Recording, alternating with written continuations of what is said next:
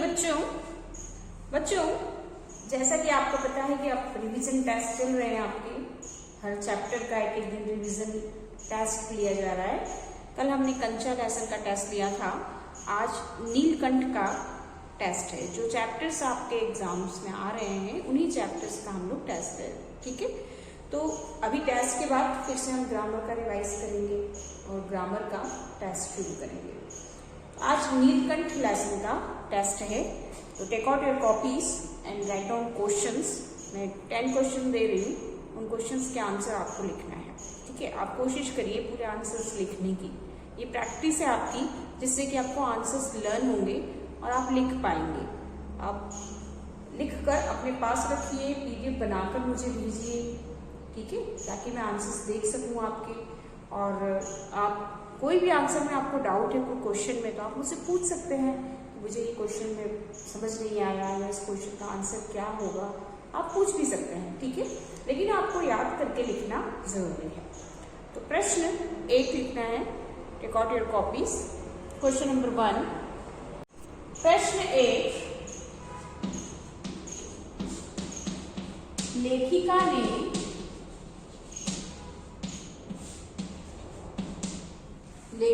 ने ड्राइवर को किस ओर चलने का आदेश दिया और क्यों?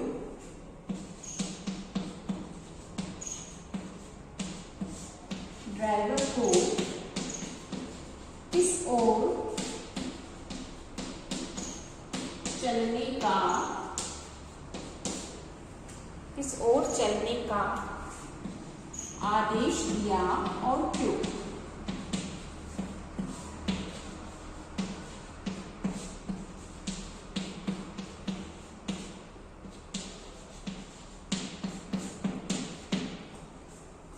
प्रश्न 2,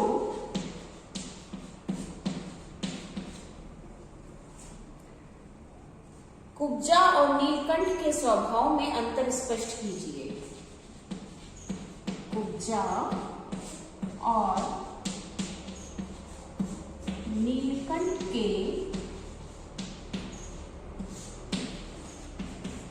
स्वभाव में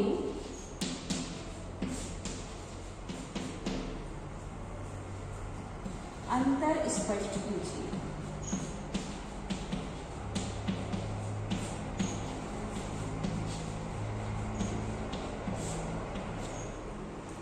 प्रश्न 3,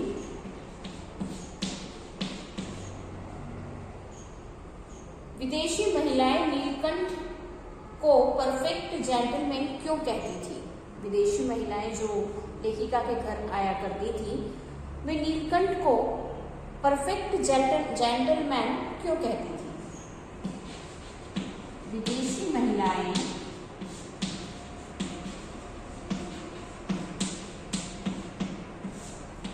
नीलकंठ को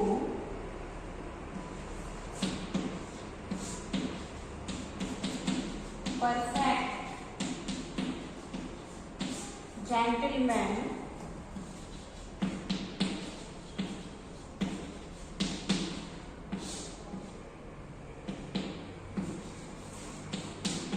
क्यों कहती थी? प्रश्न 4, ये प्रश्न 3 देखिए आप। पहला प्रश्न, लेखिका ने ड्राइवर को किस ओर चलने का आदेश दिया और क्यों? प्रश्न 2, कुब्जा और नीलकंठ के स्वभाव में अंतर स्पष्ट कीजिए।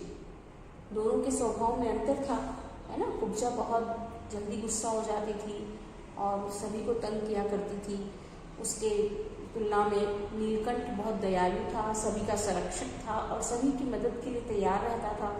तो इस तरह से दोनों के स्वभाव को आपको लेसन को अच्छे से रीड करना है और उनके स्वभाव को उन लेसन में से ये आपको दोनों का स्वभाव जानना है कि दोनों किस तरह का व्यवहार अन्य पशु पक्षियों के साथ किया करते थे। उसके आधार पर उनके स्वभाव में अंतर आपको यहाँ पर लिखना है। प्रश्न 3, विदेशी महिलाएं नीलकंठ को परफेक्ट जेंटलमैन क्यों कहती थी? जब भी लेखिका के घर बाहर से कोई मेहमान आता था तो वो नीलकंठ उनके सामने बहुत ही अच्छे ढंग से पेश आता था, मानो उनका स्वागत कर रहा हो, है ना, तो उनके अभिवादन में खड़ा हो। इस तरह से वो उसकी भावमुद्राएं हुआ करती थी कि विदेशी महिलाएं नीलकंठ को परफेक्ट जेंटलमैन कहती थी, है ना। इस तरह से इसका आंसर आपको लिखना है। तो इसका आंसर लिखना है। इसके बाद क्वेश्चन नंबर 4, प्रश्न 4, नीलकंठ का सुखमय जीवन करुण कथा में कैसे बदल गया। नीलकंठ का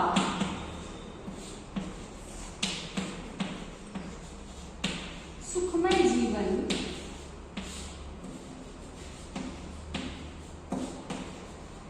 करुण कथा में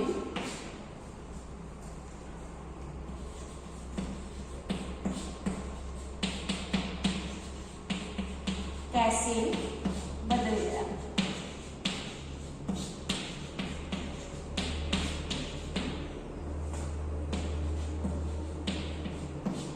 प्रश्न 5, कुब्जा के जीवन का अंत कैसे हुआ। कुब्जा के जीवन का अंत कैसे हुआ।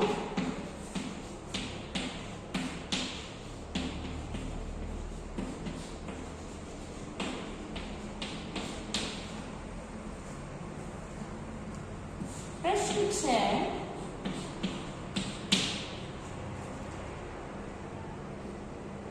नीलकंठ चिड़ियाघर के अन्य जीव जंतुओं का मित्र भी था और संरक्षक भी। यह कैसे, लिखिए। नीलकंठ चिड़ियाघर के अन्य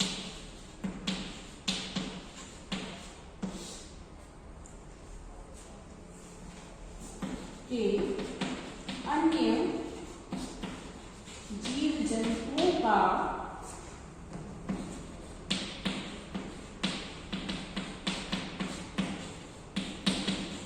मित्र भी था और संरक्षक भी।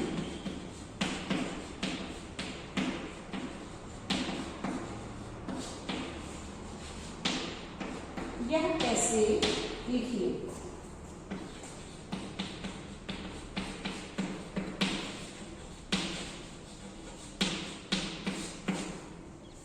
ठीक है, ये 3 प्रश्न और इसके बाद और है पूरे 10 क्वेश्चन से। प्रश्न 4 है, नीलकंठ का सुखमय जीवन करुण कथा में कैसे बदल गया। तो पहले तो बहुत सुख से रहता था नीलकंठ, लेकिन कुब्जा के आने के बाद पूरी कहानी ही बदल जाती है ना। उसका जीवन पूरी तरह से बदल जाता है। उसी के बारे में आपको लिखना है। प्रश्न 5, कुब्जा के जीवन का अंत कैसे हुआ। कुब्जा की मृत्यु कैसे होती है, ये आपको लिखना है। प्रश्न 6, नीलकंठ चिड़ियाघर के अन्य जीव जंतुओं का मित्र भी था और संरक्षक भी। यह कैसे, लिखिए। इसमें आपको उदाहरण देना है और घटना लिखनी है खरगोश वाली को। तो आप लेसन पढ़ेंगे तो आपको सारे आंसर आएंगे। मैं डिस्क्राइब कर रही हूँ आंसर भी, है ना। ये टेस्ट तो है, लेकिन टेस्ट रिवीजन का टेस्ट है। इसमें आपको याद करना है उत्तरों को, ठीक है। ये कोई नंबर का टेस्ट नहीं है, ये आपको लर्न करना है। तो इसीलिए मैं आपको आंसर्स की हिंट्स भी दे रही हूँ ताकि आप उसे लर्न करें और लिखें, ठीक है। नीलकंठ चिड़ियाघर के अन्य जीव जंतुओं का मित्र भी था। हमने खरगोश वाला एग्जाम्पल देखा है, उसमें एक घटना देखी खरगोश, है ना। खरगोश के बच्चे को जो सर में ले लेता है, तो कैसे नीलकंठ सांप को मारकर उसकी रक्षा करता है ना। और उसे अपने पंखों के नीचे, घायल अवस्था में रहता है ना, उसे अपने पंखों के नीचे सुरक्षा देता है। तो वो घटना आपको इसमें लिखनी है, लेकिन भाषा सही होनी चाहिए। मैं जैसे बता रही हूँ वैसे नहीं लिखना है, आपको भाषा का उपयोग सही करना है, ठीक है। इसके बाद प्रश्न 7, प्रश्न 7, लेखिका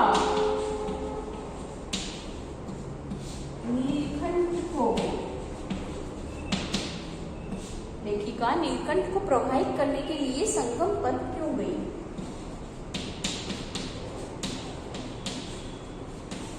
प्रवाहित करने के लिए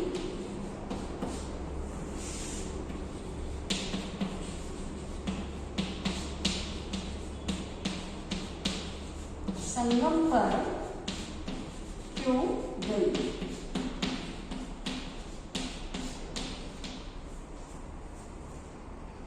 प्रश्न 8, मोर मोरनी के नाम किस आधार पर रखे गए?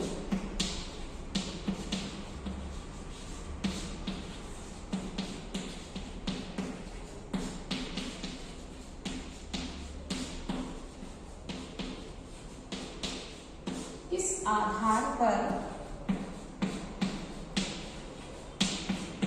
रखे गए? प्रश्न 9,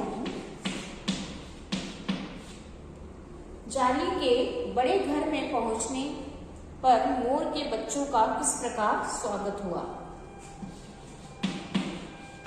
जाली के बड़े घर में पहुंचने पर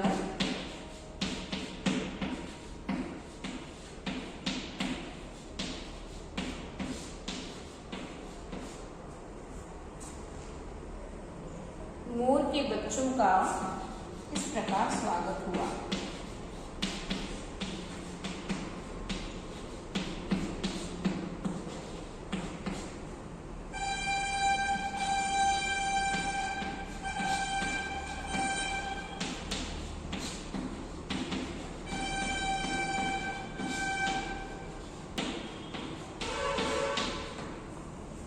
प्रश्न 10, अंतिम प्रश्न है,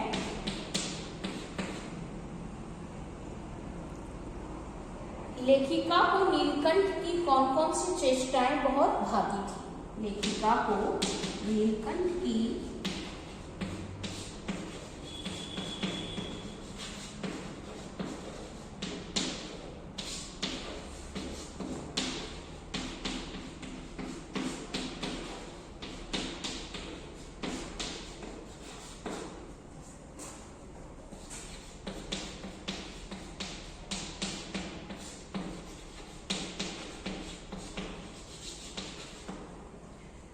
प्रश्न 7 है, लेखिका नीलकंठ को प्रभावित करने के लिए संगम पर क्यों गई? इसका आंसर आपको पता है, आप लिख सकते हैं। प्रश्न 8, मोरमोरनी के नाम किस आधार पर रखे गए हैं? ये भी सरल प्रश्न है। प्रश्न 9, जाली के बड़े घर में पहुंचने पर मोर के बच्चों का किस प्रकार स्वागत हुआ? जब पहली बार मोर के बच्चे जाली घर में आते हैं तो अन्य पशु पक्षी किस प्रकार से उसका स्वागत करते हैं, वो दृश्य आपको लिखना है। ठीक है, ये बहुत अच्छे से लेसन में बताया गया है। प्रश्न 10, लेखिका को नीलकंठ की कौन कौन सी चेष्टाएं भाती थी? लेखिका को नीलकंठ की कौन कौन सी क्रियाएं अच्छी लगती थी, कौन कौन से कार्य जो उसके आसपास, लेखिका के आसपास किया करता था, वो कौन कौन से कार्य लेखिका को अच्छे लगते थे, पसंद आते थे, उनके बारे में आपको लिखना है। तो ये 10 क्वेश्चंस मैंने दिए हैं, इन्हें आप लिखेंगे और सुंदर अक्षर में लिखिए और मुझे PDF बनाकर सेंड करिए। ठीक है, इसके बाद हम नेक्स्ट चैप्टर का रिवाइज करेंगे। इसी श्रृंखला में, इसी सीरियल में, हम जिस सीरियल में हम बढ़ते जा रहे हैं, जैसे हमारे चैप्टर आ रहे हैं, उन्हीं चैप्टर्स का हम रिवाइज करेंगे।